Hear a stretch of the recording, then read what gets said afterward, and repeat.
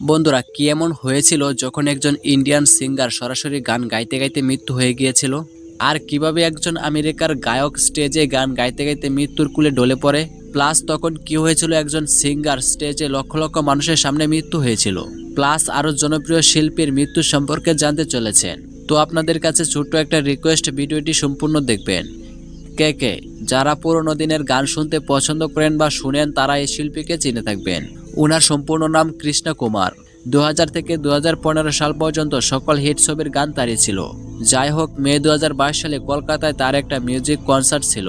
সেখানে তার গান হাজার হাজার মানুষ লাইভে শোনার জন্য এসেছিল। কনসার্ট চলাকালীন কে যখন গান গাচ্ছিল তখন গান গাইতে গাইতে হঠাৎ সে স্টেজের উপরে পড়ে যায় এবং অজ্ঞান হয়ে যায়। তারপর তাড়াহুড়া করে কলকাতার একটি বড় হসপিটালে নিয়ে যাওয়া হয়, কিন্তু দুর্ভাগ্যের বিষয় হচ্ছে হসপিটালে যাওয়ার পূর্বে তার মৃত্যু হয়ে যায়। ডাক্তারদের মতে তার স্টেজে মৃত্যু হয়েছিল। এই সিঙ্গারের বয়স ছিল 34 বছর। তার প্রচুর ফ্যান ফলোয়ার ছিল এবং তার ভক্তরা বুঝতে পারেনি গান গাইতে গাইতে তার মৃত্যু হবে। Costa teach. বন্ধুরা, উনি সাউথ আফ্রিকার খুবই বিখ্যাত র্যাপার এবং ডান্সার ছিল। যখন তার গানের কনসার্ট হতো তখন সাউথ আফ্রিকার মানুষ ছাড়াও বিভিন্ন দেশ থেকে মানুষ আসতো তার গান শোনার জন্য। কোস্তা সেই ব্যক্তিদের মধ্যে একজন যারা অল্প বয়সে জনপ্রিয়তা পেয়েছে, কিন্তু আফসোস তার এই জনপ্রিয়তা ধরে রাখতে পারেনি। 11 মার্চ 2023 সালে সে একটি ফেস্টিভ্যালে পারফরমেন্স করতে গিয়েছিল, যেটার নাম ultra south African music festival ছিল। সেই দিন এই সেলিব্রিটিকে দেখার জন্য লাখ লাখ মানুষ এসেছিল। সে যখন স্টেজে পারফরমেন্স করছিল তখন হঠাৎ করে সে স্টেজের উপরে পড়ে যায়। প্রথমে তো তার সাথীরা দেখে অবাক হয়। তখন কোচটা সাথে সাথে নিজেকে সামলে নেয় এবং সে আবার পারফরমেন্স করতে থাকে। সে এমন ভাব করতে থাকে যেন তার কিছুই হয়নি।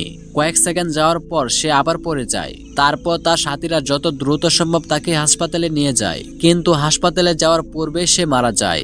ডাক্তারদের তথ্য মোতাবেক তার হার্ট অ্যাটাক হয়েছিল, যার কারণে মারা যায়।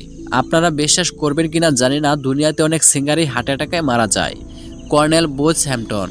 এই কর্নেল একজন আমেরিকার বাসিন্দা। তিনি জনপ্রিয় সিঙ্গার ছিল এবং তার পাশাপাশি তিনি অ্যাক্টিংও করত।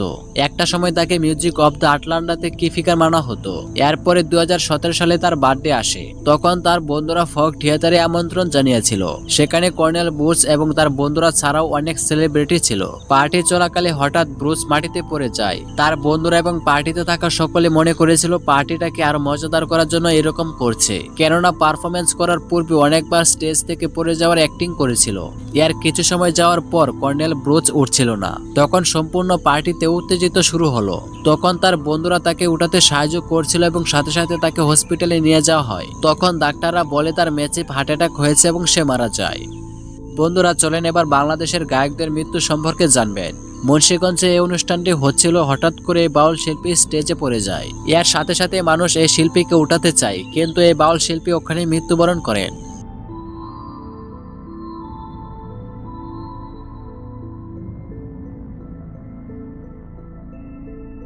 আগের মতো এই বাউল শিল্পী গান গাওয়ার সময় হঠাৎ স্টেজের উপরে পড়ে যায়,